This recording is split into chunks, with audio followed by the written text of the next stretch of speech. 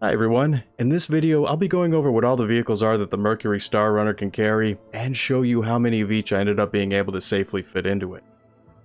Now before I start, I'm going to reiterate my usual disclaimer that I give at the beginning of all these videos, and it's that I'm not trying to cram as many vehicles into the cargo bay that I possibly can.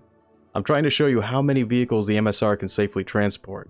This means that you and your passenger can get in and out of each vehicle after you've parked it, that it won't be blocking you from getting into the ship's interior, and that once you've reached your destination, you'll be able to get everything that you've parked inside of the MSR back out again in one piece.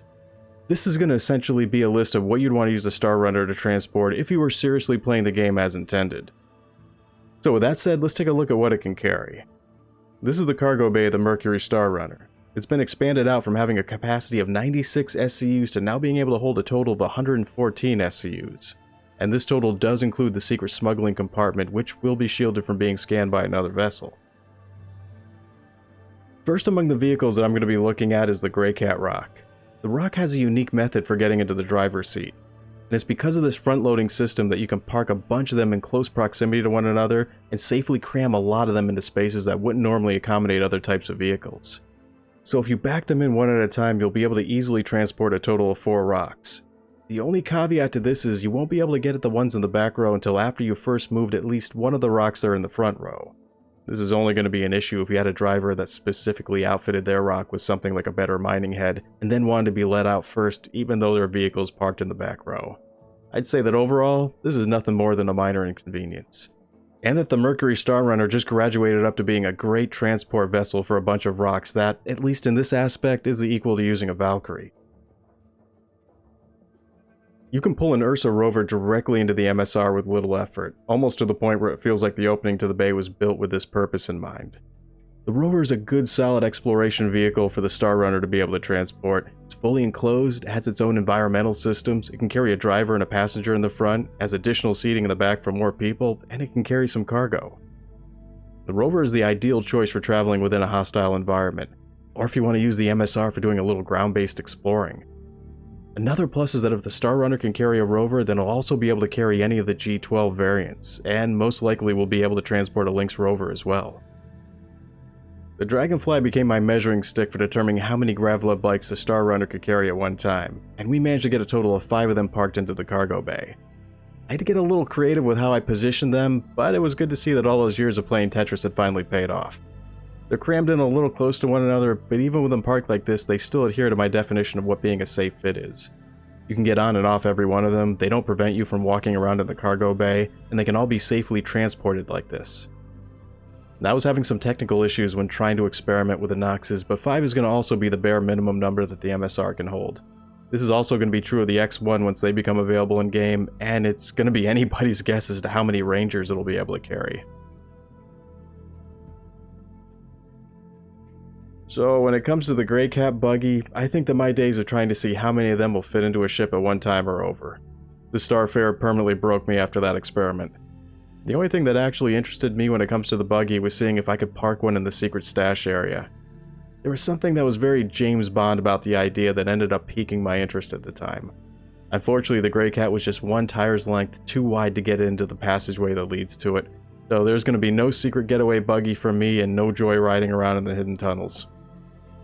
When it comes to how many Greycat buggies the MSR can carry, I'd say it can handle as many as you could get your hands on.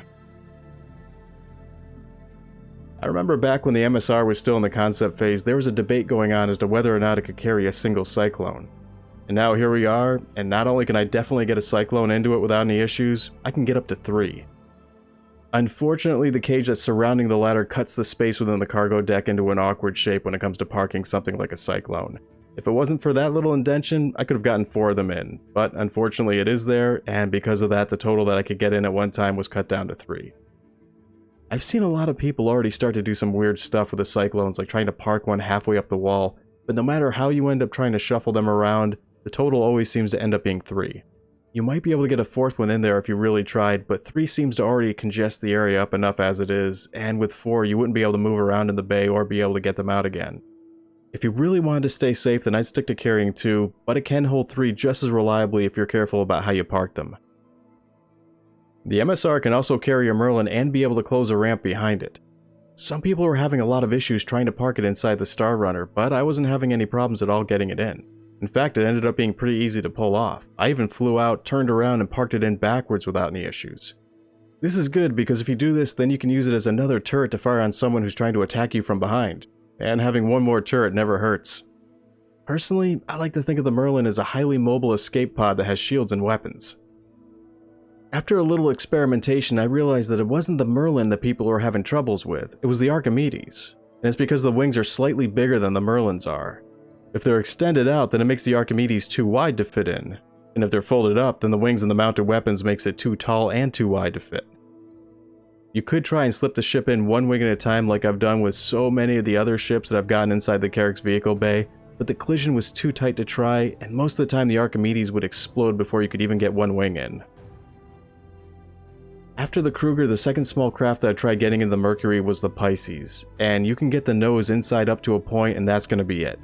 I've seen people take advantage of a bug where you could break the back ramp so that it won't close anymore, and then position the Pisces as far into the bay as it could go while resting the landing gear on the ramp, and then transport it that way.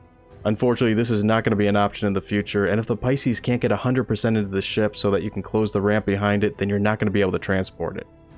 All of the Auroras are too tall to fit inside the Star Runner. The 85X, Razor, both the Argos, and the M50 are all too wide to fit inside the cargo bay, and transporting a Nova tank is going to be way out of the question.